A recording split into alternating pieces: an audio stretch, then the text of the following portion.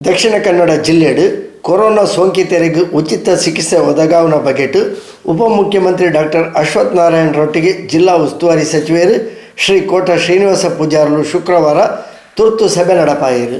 ದಕ್ಷಿಣ ಕನ್ನಡ ಜಿಲ್ಲೆಡು ಸೋಂಕಿತರ ಸಂಖ್ಯೆ ಹೆಚ್ಚ ಅವನುಂಡು. ಖಾಸಗಿ ಆಸ್ಪತ್ರೆಲೆಡು ಉಚಿತ ಚಿಕಿತ್ಸೆ ಒದಗಾವಲೆಕ ವಿಕಾಸಸೌಧಡು ಕೋಟ ಶ್ರೀನಿವಾಸ ಪೂಜಾರಲು ಉಪಮುಖ್ಯಮಂತ್ರಿ ಲೇಡ ತುರ್ತು ಸಭೆ ನಡಪಾದು ಉಚಿತ ಚಿಕಿತ್ಸೆ ಆಂಬ್ಯುಲೆನ್ಸ್ ಸೇವೆಗೆ ಬೋಡಿತಿನಾಥ ಅಗತ್ಯ ಒದಗಾವಲೆಕ ವಿನಂತಿ ಮಲ್ತೊಂಡೇರು. ಅವೆಡ್ದು ಬೊಕ್ಕ ದಕ್ಷಿಣ ಕನ್ನಡ ಜಿಲ್ಲಾಧಿಕಾರಿ ಶಾಸಕಿಯರು ವೇದವ್ಯಾಸ ಕಾಮತ್, ಹರೀಶ್ ಪೂಂಜಾ, ಯುಟಿ ಖಾದರ್, ಜಿಲ್ಲೆದ ಆರೋಗ್ಯ ಅಧಿಕಾರಿಲೇಡ ವಿಡಿಯೋ ಸಂವಾದ ನಡಪಾಯಿರು. ಉಸ್ತುವಾರಿ ಸಚಿವರು ಕೋಟ ಶ್ರೀನಿವಾಸ ಪೂಜಾರಲೇನ ಕೋರಿಕೆಯ ಪ್ರಕಾರ ಉಚಿತ ಕೋವಿಡ್ ಪರೀಕ್ಷೆಗೆ 25,000 ರ್ಯಾಪಿಡ್ ಆಂಟಿಜೆನ್ ಟೆಸ್ಟ್ ಕಿಟ್ ಬೊಕ 15 ಆಂಬ್ಯುಲೆನ್ಸ್ ದಕ್ಷಿಣ ಕನ್ನಡ ಜಿಲ್ಲೆಗೆ ಮಂಜೂರು ಪಡೆದು DCM ಅಶ್ವಥ್ ನಾರಾಯಣ ತೆರಿಪಾಯಿರು.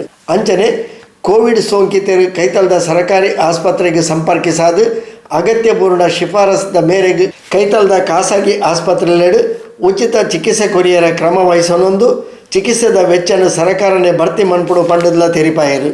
ನನ್ನ ದುಂಬಗ್ ಕೋವಿಡ್-19 ಚಿಕಿತ್ಸೆಗೆ ಬೊಕ ಪರೀಕ್ಷೆ ನಡಪಾಯರೆ ಜನಕುಲು ಆತಂಕಗೂ ಒಳಗಾವಂದಿಲಕ ಅಗತ್ಯ ಕ್ರಮಗಳನ್ನು ಕೈಗೊಳ್ಳಕ ಜಿಲ್ಲಾಧಿಕಾರಿಗಳ ಉಪಮುಖ್ಯಮಂತ್ರಿಗಳು ಆದೇಶ ಕೊರಿಯರು.